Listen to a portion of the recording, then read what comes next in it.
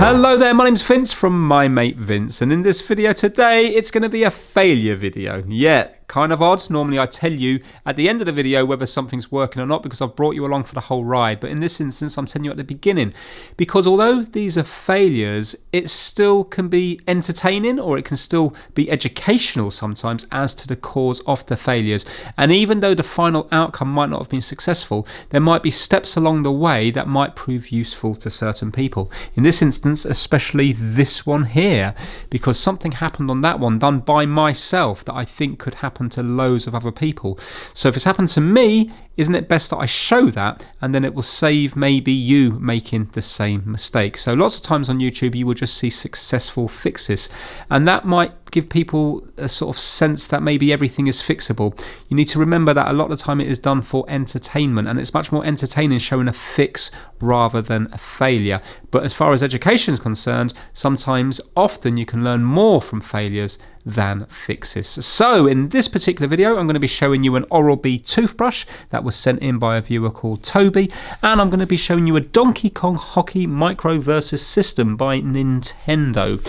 The rest of these items were purchased from eBay, and then we'll do the Monster Machines here, which I think is from the 1980s, the Bose SoundLink Mini, and the Retro Freak little games console in a future episode. So yeah, there we have it. Let's get started on the toothbrush, and then we'll move on to that system over there, and I'll show you what went wrong on both of them, and also you can play along. So I sort of give you prompts in the video as to, do you think, can you see what I'm about to do wrong? So yeah, hopefully you might enjoy it. Anyway, let's get started. An item has just been sent into my PO box. It only arrived today. Let me read out the little note that came with it. It says, "Hi Vince, here is an electric toothbrush for you to try and fix in a video. One night I went to clean my teeth, was fine. Next morning I went to clean my teeth, nothing. Battery has plenty of charge in it. It has power because the lights come on, etc., but there's nothing there. I have fully charged the battery in case you didn't have the charger to charge it. Hope you enjoy it and keep up the good videos, from Toby." Thank you, Toby. Funnily enough, when I seen this, I recognised it because, long story short, my wife's always been into, like a lot of people, having clean teeth. But what I mean by that is, like when the Philips Sonicare Festival came out, she would have been one of the early ones that went over to that. She had it for a couple of years, was raving about it, and then told me to go over to it. Now, I've always been a manual brusher, and my toothbrush always goes like this, straight away, so the bristles just go out because I brush incredibly hard. It's a habit I got into years ago, and it's never caused me any problem until I went over to the Sonicare, and within about 3 months I have eroded away my gums. So my teeth, instead of being this long, are now this long. I have eroded away all my gums on this side of my face here because I'm right-handed, and I start like this. So yeah, and they don't grow back. So once you have receding gums, that's it, they stay receded. So I've had to go back to a manual toothbrush, and now I've had to go to the softest bristle toothbrushes I can find because I've basically ruined my gums. So after years of using the Sonicare, my wife was told by the dentist to go over to an Oral-B one because look at what it does. When you turn it on and you put too much pressure on, it lights up red, and I think the vibration changes as well, and it's to let you know you're brushing too hard. So the idea is to protect your gums. So that's how I actually know about this one here, and my wife actually has one, but it's in a different color scheme. So look, it is working. You can see I can go through here. So it's definitely not a battery related problem. It must be a motor related problem. So this thinks it's on, but it's just not vibrating. So has the motor failed? Has the wires to the motor failed? What's the motor even look like on the inside of here? So I think it's going to be quite interesting to find out. Now, I have watched a quick teardown video. What they did is they put it in hot water to begin with to loosen up this ring at the top, popped it off, then put hot water in the bottom bit here, and then pop the bottom bit off there. I am just going to try to use a little bit of heat instead, and I'm just going to use a little pry tool, and let's see if we can actually get this off. So I'm going to put my hot air on this. The lowest my hot air will go is 100 degrees Celsius, but I'm not going up close to melt the plastic. I'm just going to warm it gently from a distance. So let me just quickly do that.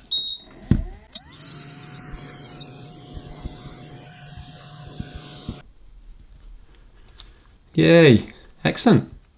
I mean, a lot of it's kind of stuck on with toothpaste because obviously this has had quite a bit of use. Right now, same thing at the bottom. You're supposed to heat this up and then you're supposed to pry this out.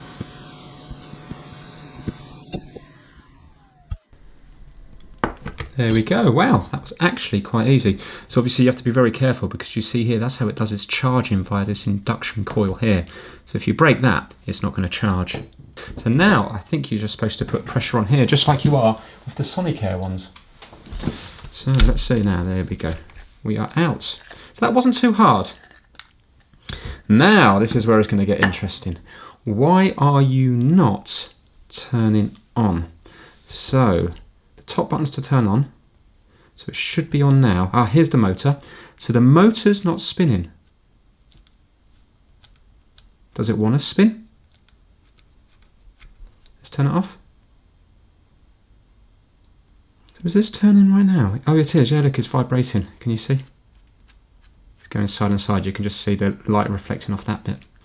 Right, so now this motor's not working. Why? Right, let's just see if we can take it apart further.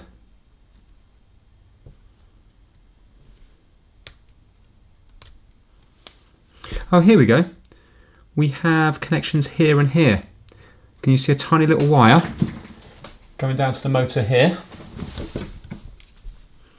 So that's one, well, not a tiny wire, it's quite a big wire. That's one contact for the motor, and that's the other contact for the motor. So let's see if we have voltages. I knew this was going to be an interesting one.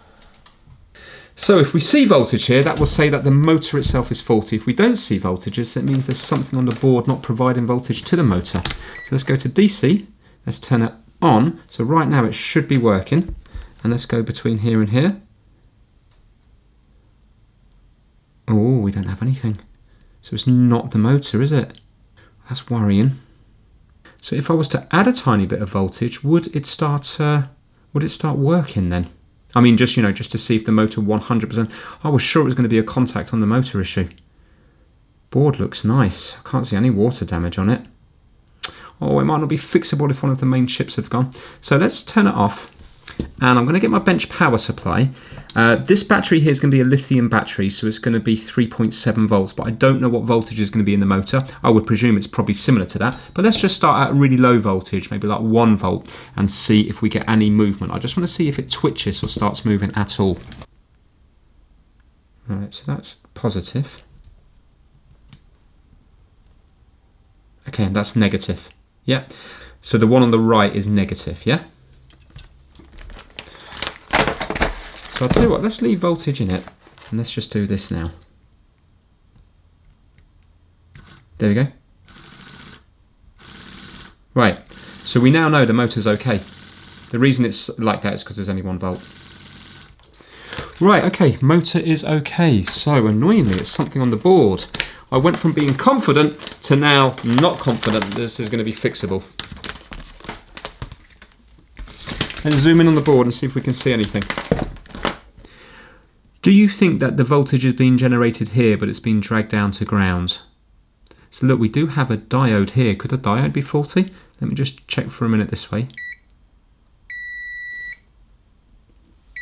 Maybe. Because that is linking the ground to that positive, isn't it? Yeah, okay. Right now I'm thinking it could be something to that diode. I don't really know because you see the battery is in circuit. So I think we need to dismantle it more. I think we need to get the board out. We need to get the board away from the battery. So we need to unsolder the battery and also the motor, and there's also one other contact as well, and that way then the board will be able to be lifted away from the motor and the battery, and we can do some more testing with the bench power supply. So while we're doing that, we'll shout out the My Mate Vince Massive. The members are KipDigital.com, Kip Hakes, Max Rokotansky, Having Fun Repairs, Will Michaelis, Chris Seal, Felipe at MrKeebs.com, DJ VG, Pigsy, Robert from Timsy's Auto Air, Daniel Watson, Zeke C, Anthony Dean, Bazza2, Operational 117, Russ Melanson, Save Our Stuff, and Hunter Short. Massive thank you, guys. You'll hear a little bit about Having Fun Repairs a little bit later in the video.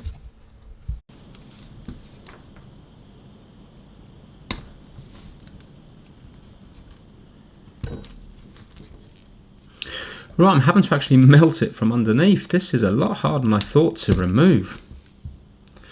Wow, we got there eventually, but you know what? If I had A cheap soldering iron, I don't think I would have been confident doing that. That wasn't easy. So I'm on diode test.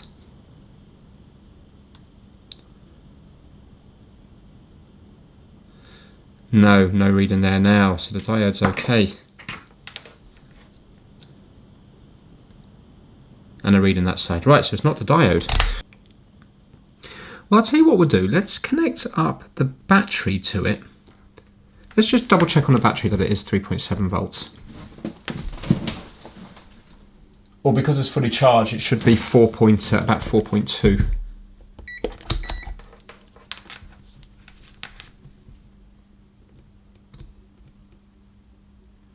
3.9, okay. 3.9 volts.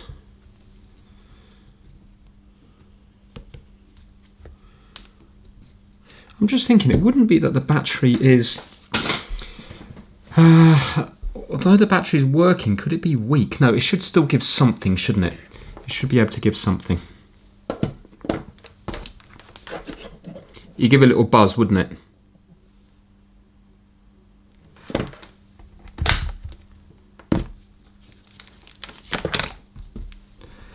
So if I was to solder a wire on to here and here, put my bench power supply to it, then we might be able to see if we have voltage here, just in case there is some weird thing with the motor, where there's too much current or something on it. I think it's unlikely.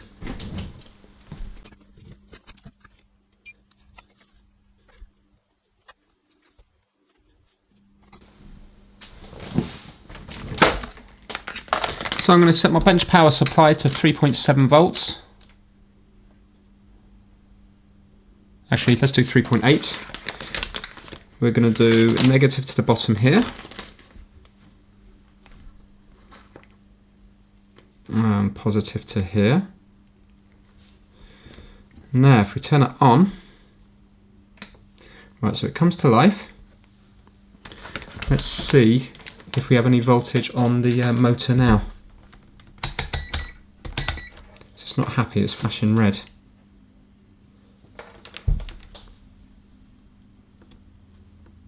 Look at that, 2.8 volts. What's going on? So we have voltage there now. Isn't that interesting? 2.8 volts. I'm going to up it to 4 volts. So that would suggest it's like fully charged nearly. It's still 2.8. I'm just going to drop that to see if that drops. I'm going to drop the voltage. Right, so I'm at 3.8. It's not moving. 3.7, not moving. 3.6 not moving, 3.5 not moving, 3.4 not moving, 3.2 it's still working, 3, when's it going to drop off? There you go. As it, let's turn it back on again. Well, it's not doing that red thing anymore. I think it's struggling now. Yeah, okay. Right, well look, we've got voltage there, haven't we? We have got voltage there, so that says to me that it's working. So let's, I'm wondering, has the battery, would the battery die like that where it would just suddenly go? Or by unplugging it, have I reset something? You know, by removing power from the board, have I reset it? Or is it that on, you know, I didn't measure what it was actually drawing amps wise, but saying that it's not going through the motor. Could it be because, for example, I've got it up to 5 amps, I know it's not drawing that, but maybe this battery is like 3.8 or 3.9 volts, but there might not be much oomph behind it to actually make the battery work. I think it's unlikely. But let's see if we can fold down these bits here to get them out of the way. And, well, saying that, no, let me get another 2 wires and wire from here to here.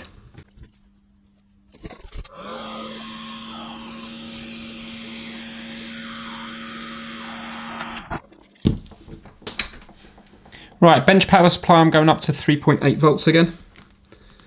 Now let's see what's going to happen. So this is a negative. And this one here is the positive. Now let's turn it on. Look at that. It's drawing 0.4 off an amp.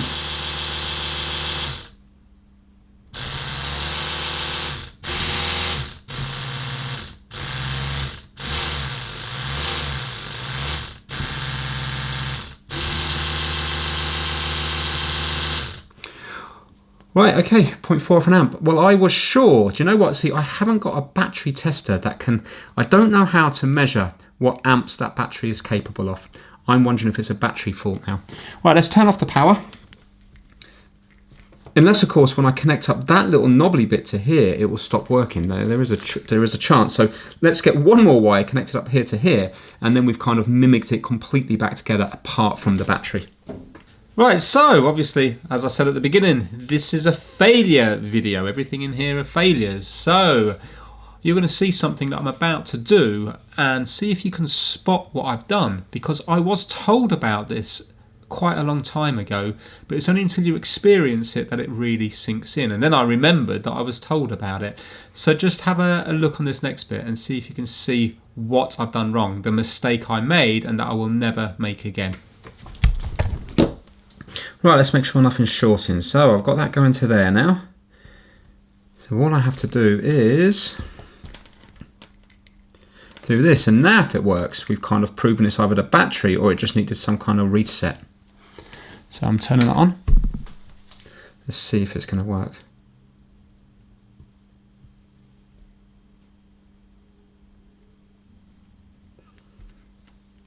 No, what's going on?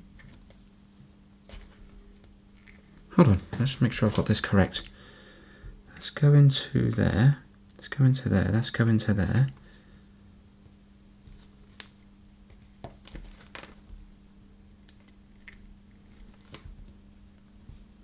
What? It's not even turning on now. Why?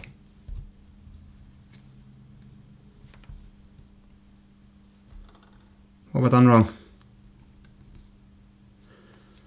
What have I done wrong? So did you spot what I did wrong? Some of you did, some of you haven't, have you? So yeah, let's just unsolder this wire and then I'll show you what I did wrong. Negative to there, positive to here. What is going on? Let's unsolder this wire.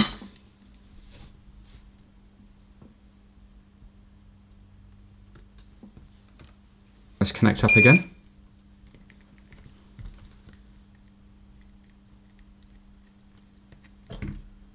Uh-oh.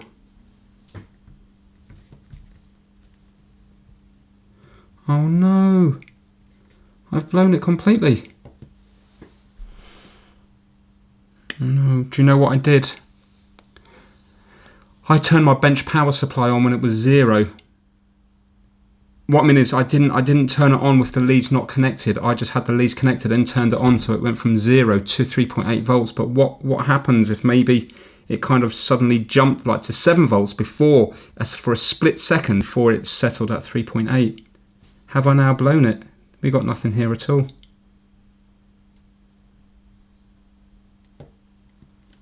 Oh no, I can't believe that. You know, you should always connect the leads on your bench power supply after it's reached the voltage. So there we have it. That's what I did wrong. Something so simple, but you should always connect your bench power supply up after you've turned it on, where it's settled at the voltage. So obviously it must be spiking, but I'm going to show you that on the oscilloscope now in just a moment. Now this brings me back to the PlayStation 3 that I did that didn't have Wi-Fi. I remember proving the fault onto the Wi-Fi chip, and yet when I put a new Wi-Fi chip in, it would blow again straight away, which was confusing me because on my digital multimeter, it was showing as the 3.3 volts or 5 volts. But what people said in the comment section is your digital multimeter is not quick enough to show what's really happening. So on my multimeter, it goes from like 0 volts to 5 volts or to 3.3 volts.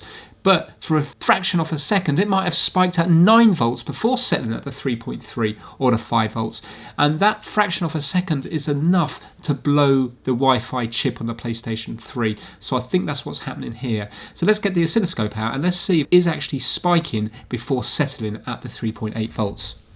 Check this out. So if I put on my little scope here, now I presume this is not going to be as sensitive as other ones, but on this one here, you've seen that it didn't move up at all. I'm not sure what I'm going to cut and keep in this video, so let's just show you that. So right now, if you have a look here, you can see that we've got 3.8 volts. I'm going to turn it off, and you will see it will slowly drain down.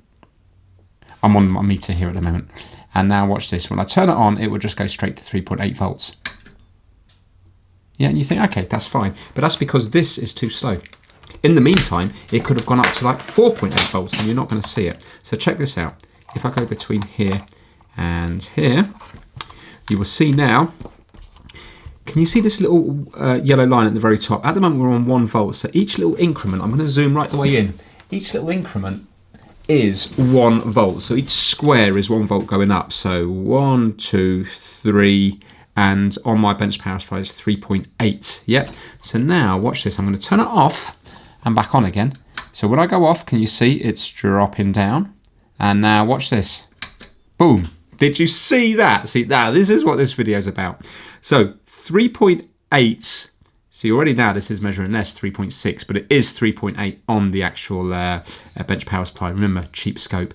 But look, if we were up to here, I'll tell you what, we've seen it quickly went up past that square. So let's just get a real one on my bench power supply. I'm going up now. I'm going up, I'm going up. So it went to about here, I think. So that's 4.8 volts, yeah? So now I'm going to drop it back to 3.8. Look, you can see how out this is. Now we're down to 3.4, but I'm down to 3.8 on my bench power supply. My bench power supply always matches my multimeter. So again, I think it's just a cheap scope. But anyway, it doesn't make a difference. Right now, you can see that the line is at 3 volts, yeah? Watch it go near enough up to 4 volts, which will be the equivalent of 4.8. So turning it off now. Back on. See that? It went to about 3.5 there, didn't it? It went half the way up there. Let's turn it down more. Okay, see that this is actually going negative. That's how much it's out. Bang. But did you see that? The up and down. That's what I want to show you. So off, on. It goes up before it goes down. And that's what blew my component. So there we go. I did actually find that interesting, even though it's a failure video, something I'm never going to forget. Always connect up your bench power supply after it's got to the correct voltage, because you could see there, even on my cheap scope, it was jumping up near enough 1 volt more. So maybe on a proper scope, an even quicker one, you might even get a bigger spike. And just like the PlayStation 3, in this instance, it looks like it was enough to blow something, because up until I did that, it was working perfectly every single time, apart from the fact that the motor wasn't working. Yet when we put our bench power supply into it, without the battery, you've seen that the motor did work. So I think the problem with this one is that the battery had the correct voltage, but maybe it didn't have enough current, enough power behind it to actually get it to work. Or by simply disconnecting the battery from the board, did something reset and then allow it to start working. So 100% Toby, this would have been fixable. It's just that I mucked up massively by connecting up the bench power supply. But by me doing that, and this being the sacrifice, that will have gone on to save many more items in the future from myself and also people watching this video there. So I think that's a good lesson to learn. Now, I really want to start to get to grips with oscilloscopes, because I think that was a prime example of where an oscilloscope is really useful. So I think I am going to buy myself a proper bench oscilloscope. I think I've seen a really nice one for, I think it was about £220 from Amazon. It looks like one that will do the job. Now, if you want to learn about oscilloscopes, I highly recommend you check out a video by Having Fun Repairs. You might recognise that name because he's part of the Massive and has been for a long time now. Well, he's done he's doing tutorial videos. He's done one on a multimeter and he's done one on an oscilloscope as well. So if you head on over to that channel, you will see the oscilloscope video, and then hopefully you can watch that and you will understand more about it. So yeah, I'm kind of quite excited now in the future to maybe start using an oscilloscope more in different fixes. So I'm going to link to Sean's channel, Having Fun Repairs, down in the description down below. So yeah, that's it. Thank you so much, Toby, for sending it in. Sorry I couldn't get it working, but I think we've proved what the fault was wrong with it, and that's half the fun in my opinion. So now let's move on to the next item in this failure video. Next up we have this Donkey Kong Hockey, a Nintendo Micro Versus system. I have never ever seen these before. So when I seen the eBay listing for it, I thought I've got to have it. Problem is, I bought from the same seller that I bought these from. Load of junk. And yeah, those 3 didn't end up well. And by the title of this video, you can tell that this one didn't end up well either. But still, very interesting system. Look, you can wind these up here and then they store in the back and you can pull them out again. Really interesting. So I want to keep my eye out for some more of these.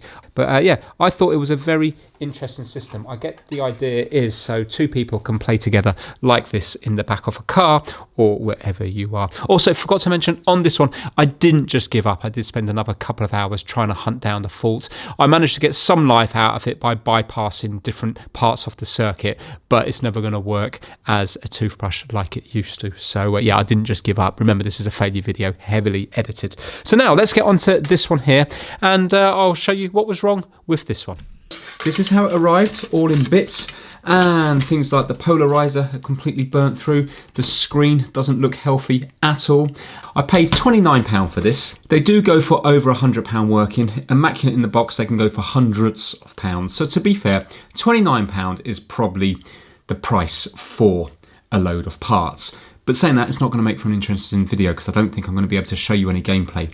But it did say the board doesn't turn on. So what I would like to do in the video is try to get some sounds out of the board. So I think this is just going to be hopefully me fixing the board rather than trying to get the screen working, which has all... Do you know, I don't even know what's going on here. It's got sort of black stuff all over it, but that might be on the outside. Yeah, look, I'm scraping it, but I don't know where that black stuff would have come from. It takes 2 of these batteries, I presume, and these are 1.5 volts each. So why don't I just get my bench power supply? I can see positive on the board just here.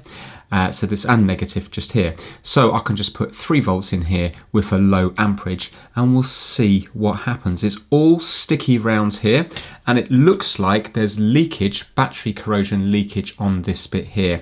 So maybe the corrosion has caused a problem with the chip or something like that. Who knows? I think it's going to be quite interesting to see what we can do with this. So first of all, let's get the bench power supply and let's verify that the board isn't turning on. So this is like obviously a printed circuit board, but when you look closely, they've then done these carbon tracks on top of it. So rather than a multi-layer board, top and both sides, it's all on the one layer. But can you see it jumpers across tracks with just carbon tracks like that?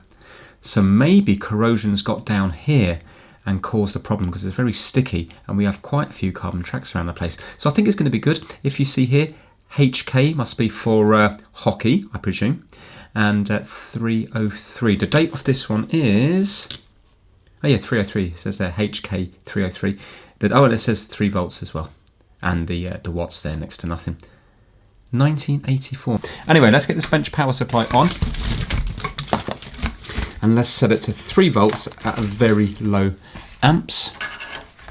Well, look, 350 milliamps, that will be okay, and 3 volts. So, positive this side, negative this side. Also, what's nice is if you look at the piezo speaker here, there's just one pad going to here, and then the other pads are soldered onto the board. So, on these ones, it's on the back, and you have 2 wires going to them. This is kind of more integrated into the board.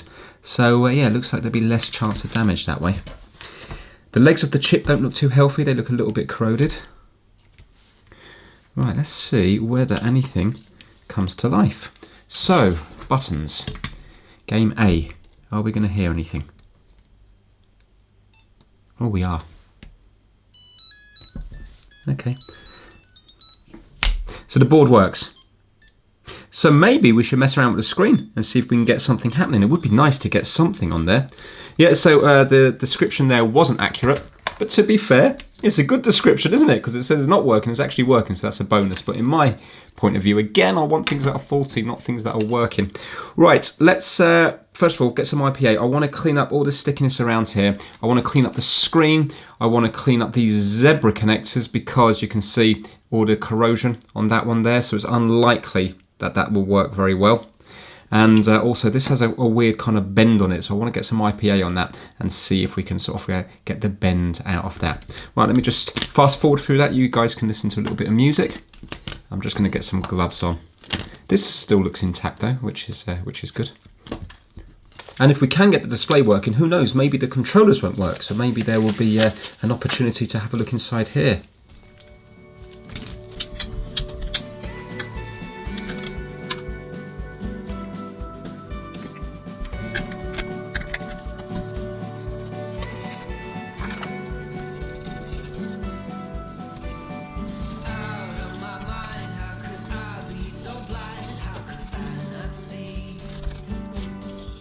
Now, can you tell what's wrong on this one?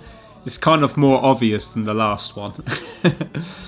It looked like there was a lot of black ink around the place, didn't it? That's a bit of a clue. Anyway, I'll show you in a little bit in the video.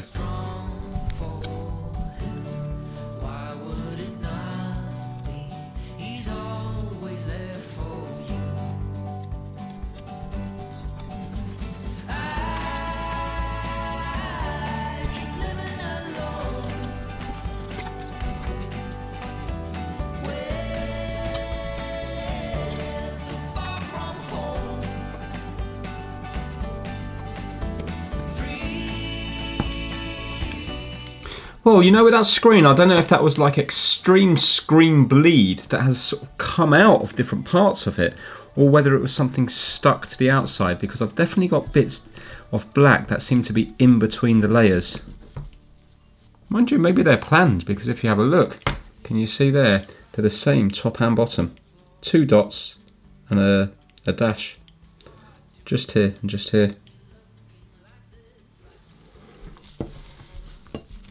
And the same the other side. No, they're supposed to be there. Imagine if the screen wasn't faulty. Ha ha.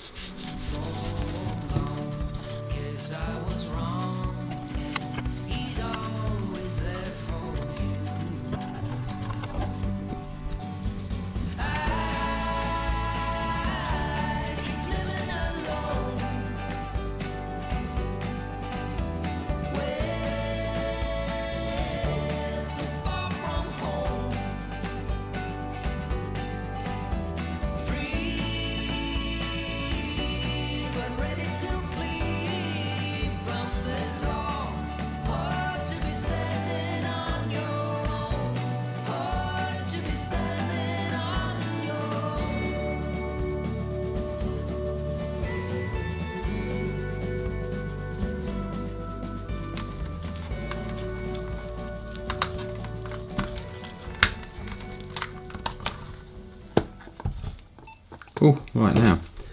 Anything happening? Oh, I can't see anything there.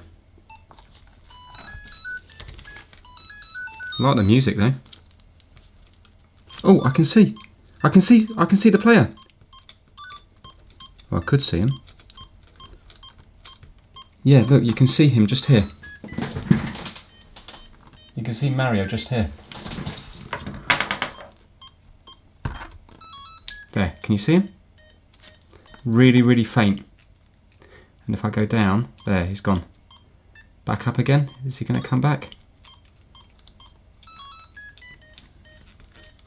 Yeah, I mean, it's ridiculously faint. So at the time of filming, I thought maybe it was to do with the polarizers, because I've had it before where when the polarizers get old, there's not really a very good contrast between light and dark. Put a new polarizer in and all of a sudden you can see what's going on again. I also thought it might be something to do with the zebra connectors, but they are conducting through nicely and they're not overly bent out of shape or anything like that. And the thing with this one is there's no display at all. It only appears when you kind of press down very hard on different parts of the screen. So I know when you press down on a calculator, which I've just done now, up in the top corner here, you can see that other digits will light up when you apply force down. So I suppose you're kind of manipulating the liquid in it.